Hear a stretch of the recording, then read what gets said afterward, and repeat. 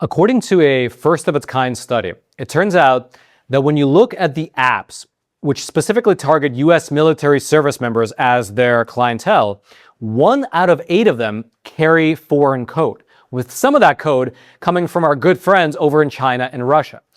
Which is not great news because this study comes on the heels of other reports showing that U.S. service members are getting targeted in the Middle East through their cell phone data. Let's go through all the details together right after you smash those like and subscribe buttons so this video can be picked up by the algorithm and shared out to ever more people. Thank you so much for that. Now, to start with, it's already a bit of a cliche to talk about how our smartphones are being used as listening devices. I mean, you have probably noticed in your own life by now how your phone seems to always know where you are, which websites you browse, as well as even what you talk about in your physical everyday life, based on the targeted ads you see. Sometimes these ads are beneficial, of course. I mean, you casually mention to someone that, let's say, you're looking to buy some dog litter, and lo and behold, you get a new brand of dog litter advertised to you. A little creepy, but somewhat helpful nonetheless. At the very least, though, we can say that for the average US citizen, this doesn't usually result in anything that could be considered life-threatening. It's creepy, but not life-threatening. But that is not always the case when it comes to members of the US military, or actually the military in general. The information that these algorithms and these apps decide to share with data brokers can quite literally get you killed in a combat zone. And we are way past this being just a theoretical problem. Over the past 4 years in Ukraine, this method has been on display on a regular basis where you have both sides using data collected from these soldiers' personal cell phones to assist in targeting them. As just one example of many, in the early months of the war, there were some Brits, some people from Britain, who joined the Ukrainian cause as volunteer fighters. However, Russia's Wagner group reportedly identified over a dozen cell phones with British area codes attached to them inside of a Ukrainian base, and they were able to use that information to launch a cruise missile strike on that building, which killed more than 30 people. On the flip side, in 2023, you had a group of Russian soldiers who were gathered inside of an occupied Ukrainian building. They reportedly weren't supposed to be using their cell phones, but they did, which then alerted the Ukrainian military, which was monitoring the data coming off of local cell towers in the area. The Ukrainians then launched several rockets at that building, blew it up, which resulted in about 90 Russian soldiers being killed. There are also more creative ways to use cell phone data that you might have not even considered. For instance, there was a recent case of a French sailor aboard an aircraft carrier who was logging his daily runs on an app called Strava. And because of that, he was basically sharing the exact GPS coordinates of his ship's position during an active deployment.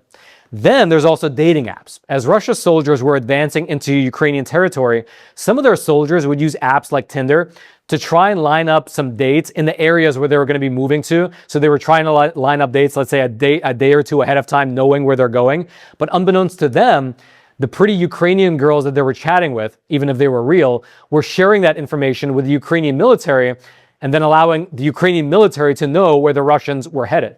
But like any good technique, it runs its course. Once the Russians found out about it, they began using it themselves. And to that end, here's a clip out of the UK about how the Russians were using these honey traps against the Ukrainians. One area that's being exploited is perhaps the oldest trick in the book, the honey trap. Ukraine has used it to trick Russian soldiers into revealing sensitive information. And this was one way they did it, through the dating app Tinder. One Ukrainian woman set up several Tinder profiles and managed to contact 70 Russian soldiers who then gave away their locations. That information was then passed on to the Ukrainian intelligence services. Ukrainian hackers have also used Telegram to lure Russian soldiers into sending off-duty photos.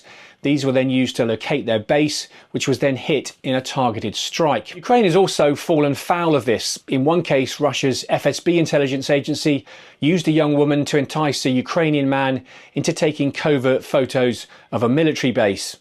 And in November last year, Russia launched a phishing attack targeting more than 1,700 military personnel. Most of the attacks were blocked, but on one device, they managed to gain access to a soldier's Signal account. On it, he was talking to other Ukrainian soldiers about a gathering they were planning, the date and the location. The Russians later launched a missile strike, killing 30 of them.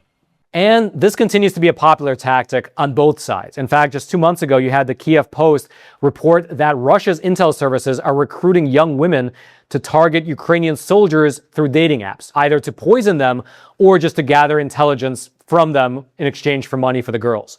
In that article, the Ukrainian police were quoted as saying that they've recorded at least 6 contract killings or attempted killings through Telegram since the beginning of this year, the beginning of 2026. All right, just to pause here for a super quick moment, I'd like to quickly introduce today's sponsor, Congressional Sciences, a company that's quite uniquely positioned in the market. You see, we all know the incredible weight loss stories behind GLP-1 drugs like Ozempic and Wegovy. They have completely transformed the weight loss industry as a whole, and in the process, they've created hundreds of billions of dollars in market value for those companies. But what if the next opportunity, the next big opportunity, aren't the drugs themselves, but rather it's what comes next? One of the fastest growing trends post-dramatic weight loss is what's commonly called Ozempic face. As more people lose significant amounts of weight, many of them are looking for ways to restore facial volume and to generally improve their appearance. And some industry experts believe that this could create an entirely new wave of demand in medical aesthetics. That's why you should consider checking out this report. It introduces Congressional Sciences. They're a NASDAQ-listed biotech company developing a patented collagen-based regenerative tissue platform. Unlike traditional fillers that are primarily designed just to add some volume, the technology that Congressional is developing will help the body itself regenerate its tissue over time. According to the company, they're targeting multiple healthcare markets at once, including medical aesthetics, advanced wound care, dental applications, veterinary medicine, as well as even 3D bioprinting. And so, if you are someone who likes to discover emerging companies before they take off and become widely known, check out the report. It explains the technology, the market opportunity, as well as why some believe that the rise of these GLP-1 medications could create major downstream opportunity in the field of regenerative aesthetics. You can read the full report by clicking in the link in the description box below. Congressional Sciences, thank you so much for sponsoring the episode. And now, back to the video. And so this is all to say that, for one, you never know which particular app is going to get you. And secondly, you don't even need to be using an app. Just by having your phone itself near you on, well, that phone is sending out enough data to get you killed on a modern battlefield. The US military, they've long had a saying that loose lips sink ships, which is a cute way of conveying a simple message. You have to watch what you say and who you say it around because the enemy is always listening. But nowadays, it's gotten a lot more advanced. We've all gotten very accustomed to having literal listening devices in our pockets that are constantly sharing our data without our knowledge with third parties. Now, to civilians, again, to us, the consequences of this data sharing aren't enough to warrant giving up the technology. I mean, after all, how many times have you considered ditching your smartphone for an older flip phone or something similar, but you never do because smartphones are just so convenient? It's a trade-off that we all are willing to make. We sell our data basically for the use of this convenience. But to the US military and its service members, this data sharing can have deadly consequences, which brings us neatly along to the new study which just came out. This study was conducted by researchers out of 3 universities, Purdue, Florida International, as well as West Point.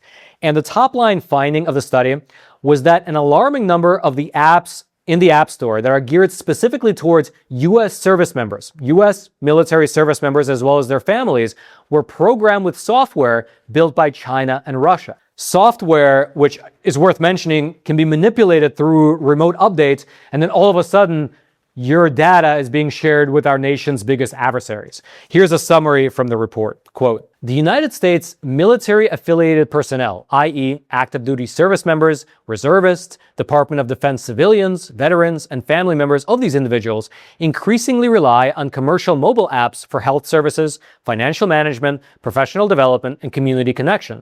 The mobile app ecosystem's economic model, which depends heavily on the collection and sale of personal information, creates significant data exposure for this population.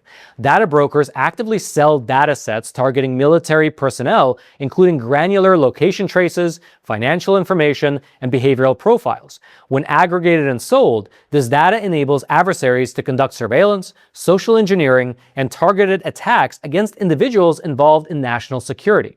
Now, in this study, the researchers looked at 242 mobile apps that were specifically being marketed to members of the military or their families. And it broke each one of them down into one of two categories. You had first-party code, which are apps developed by people or companies in a certain country. And then you had third-party code, which are apps that had software development kits from a country different from the developers. In plain English, an app in that first category might be made by a team in Belgium, and everything is made by those people in Belgium, while an app in that second category might be, on paper, be made by a team in Belgium, but actually it runs on top of a pre-designed skeletal framework that was built and designed in China, for example. In that first category, they found that 86% of the apps were American-made, and 14% were made outside of the US, and 1.5% were made in a country hostile to the US, like China and Russia. And while 1.5% doesn't sound too bad, consider what those apps are actually for. Several of the ones coming out of China, for instance, were specifically designed to help Americans prep for the ASVAB test. The ASVAB stands for the Armed Services Vocational Aptitude Battery, and it's basically the military equivalent of the SATs. You take the ASVAB prior to enlisting, and the results determine a potential recruit's aptitude for success in various departments of the military, like intelligence, engineering, infantry, and so on. And so having access to the metadata from those types of apps, well, it can give China keen insight into not only who's intent on joining the military, but also where those people live, as well as how smart they are. And it's not a stretch to, as just one example of many, foresee a situation where China looks at the metadata from these apps, sees an area that has a high concentration of people who are interested in joining the military, and then floods that area with anti-American content in order to dissuade their service. Now, they're probably doing that already, but this type of a thing just gives them another tool in their toolkit. Then, in the other category, the third-party data category, the researchers found that 7.4% of the apps which are using third-party code had code that came from an adversarial country. These include apps that you would never imagine contain Chinese or Russian components, apps like Alaska National Guard, Alabama National Guard, Michigan National Guard, Military Broadcast Radio, as well as the Defense and Military News app. Furthermore, in their analysis, the researchers identified 12 of these apps, which include a lot of those National Guard apps, which integrate the Huawei Mobile Services Core. Now, that particular finding is significant because back in June of 2020, under the first Trump administration, the FCC designated Huawei as a national security threat to the U.S. due to, for one, their close relationship with the CCP, but also, secondly, because the way that Chinese law is formulated, the way that it's written on the books, it requires Huawei to cooperate with Chinese intelligence services. Basically, if the CCP wants some kind of data on these U.S. military service members, they're going to get it. Now, it's worth mentioning that this study points out that these are possible vulnerabilities. They found no specific evidence to suggest that either Russia or China is actively using these apps to steal data. It's just very much theoretically possible without much effort. Here is specifically what they said in the study. Quote, "While we did not detect any data leaks to Huawei-owned servers during our analysis, it is important to consider that SDKs can be updated remotely at any time. A future update could silently enable the collection of sensitive user data, such as location or device identifiers, potentially compromising the privacy of thousands of military-affiliated personnel who have downloaded these apps." Now, the researchers ended their study by listing out several proposals to mitigate this risk that they uncovered. These include things like pushing out warnings to people's phones if third-party code is present in an app, passing federal laws that restrict the ability of data brokers to buy and sell data about the U.S. military, stricter regulations on foreign code in general, creating a Pentagon-approved list of apps for military personnel, and so on. The lead author of the study, he expressed his hope regarding his findings in this way, quote, "We hope the research helps military-affiliated personnel, developers, and platforms make more informed privacy decisions.